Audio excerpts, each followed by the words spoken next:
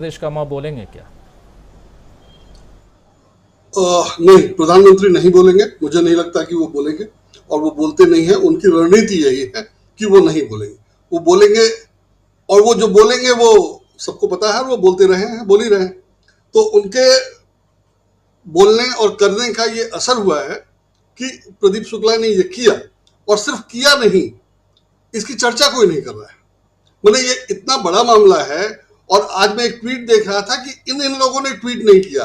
तुरंत हम लोगों पर कहा जाता है, हम लोग अगर सरकार के खिलाफ कुछ लिखे तो तुरंत आ जाता है कोई ना कोई कि आपने उस पर नहीं लिखा, उस पर नहीं लिखा, उस पर नहीं लिखा।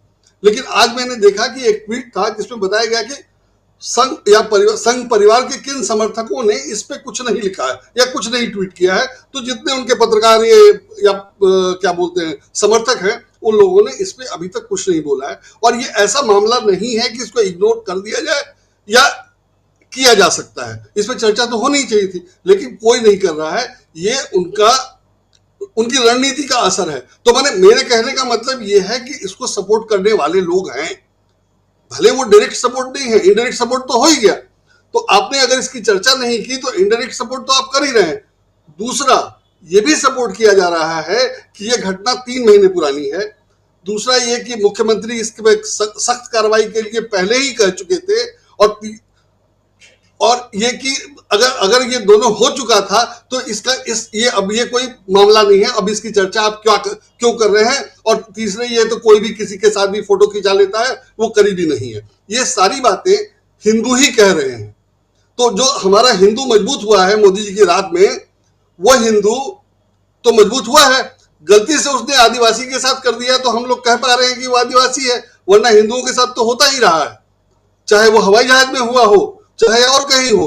तो जो हिंदू मजबूत हुआ है, हिंदुओं पे पेशाब कर रहा है, ये हम नहीं देख रहे हैं, या देख नहीं पा रहे हैं, या देखने नहीं दिया जा रहा है, या दिखाया नहीं जा रहा है। आदिवासी का जब मामला हुआ तो हम उसको कह रहे हैं कि आदिवासी का है, लेकिन क्या ये आदिवासियों तक वैसे पहुंचेगा जैसा पहुंचना चाहिए? अगर ये कह दिया जाए आदिवासियों को संतोष दिलाने के लिए, अरे नहीं नहीं वो तो सबको करता है, नेता तो सब ऐसे ही होते हैं, फलाने पे भी किया, ढिमकाने पे भी किया, तो एक गरीब, कमजोर, कम पढ़ा लिखा आदिवासी क्या समझेगा? उसको लगेगा कि हाँ शायद यही बात है। लेकिन सच ये है जो हम लोग समझते हैं और सबको समझना चाहिए कि हिंदू इतना मजबूत हो गया है कि उसको किसी से डर ही नहीं है।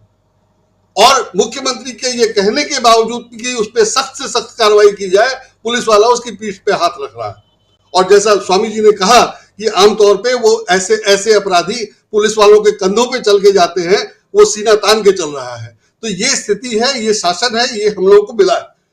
और इसलिए मिला है कि हम चाहते थे कि हिंदू मजबूत हो, तो हिंदू मजबूत हो गया है, और वो हम ये देख रहे हैं।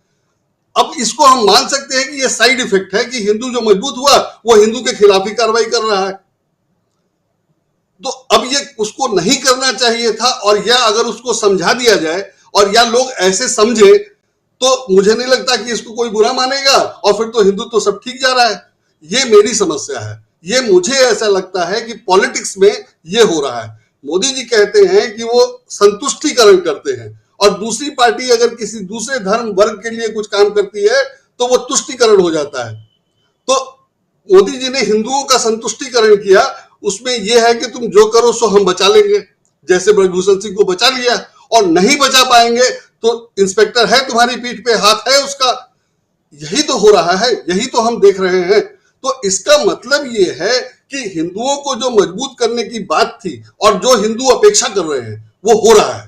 तो समस्या वहां है कि हिंदुओं को इसको मानना पड़ेगा कि ये गलत है और ये नहीं होना चाहिए था, या हमने इसको लिए मोदी जी को वोट नहीं दिया था।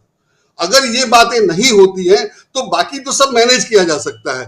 जैसे मुसलमानों को के खिलाफ हिंदुओं को खुश करने के लिए अब कॉमन सिविल कोड की बात आ गई इलेक्शन के समय, 10 साल तक उस पर कोई बात नहीं हुई, और अब उसकी बात आ गई, और अब उसके पक्ष में उपराष्ट्रपति भी बोल रहे हैं। बाकी कोई बोले, पॉलिटिशियन तो बोले, उपराष्ट्रपति भी बोल रहे हैं, और वो अखबारों में पहले पन्ने पे खबर के रूप में छप भी रहा है। तो यूसीसी को इस तरह से प्रचारित किया जा रहा है कि वो सरकार को चुनाव जीतने में मदद करे। उसमें यह कह दिया गया कि आदिवासियों पर नहीं लागू करेंगे, वो आदिवासियों को खुश करने के लिए ही था। ये घटना हो गई वो अलग बात है, लेकिन आदिवासियों को खुश करने के लिए ही था कि यूसीसी आदिवासियों पर लागू नहीं होगा। अभी भाजपा ने अपने अध्यक्ष बनाए हैं चुनाव की तैयारियों में, तो झारखंड में अध्यक्ष बनाया गया एक आदिवासी नेता को, जो जाहिर है दूसरी पार्टी के थे, पहले बीजेपी में नहीं थे, अभी बीजेपी में हैं, और उन्होंने पहले ही दिन राहुल गांधी के खिलाफ कुछ ट्वीट कर दिया और उनके पीछे लोग पड़ गए और उनकी खूब खबर लिया और उनका पूरा इतिहास भूगोल सब निकाल के रख दिया। तो भाजपा की जो हालत है वो अपनी जगह है, लेकिन भाजपा उसको जो मैनेज करने के लिए जो करती है, जैसे झारखंड में आदिवासी को अध्यक्ष बना दिया पार्टी का, तो वो शायद कितना कुछ संभाल पाएंगे और व्हाट्सएप से क्या जाएगा उस सब का असर होगा। जैसे आज जो ये हुआ और ये खबर आई, तो इसके साथ ये होना चाहिए था कि हाँ सरकार ने ये कार्रवाई की, जैसा अभी सब लोगों ने कहा कि सरकार ने जो कार्रवाई की वो दिखावा है।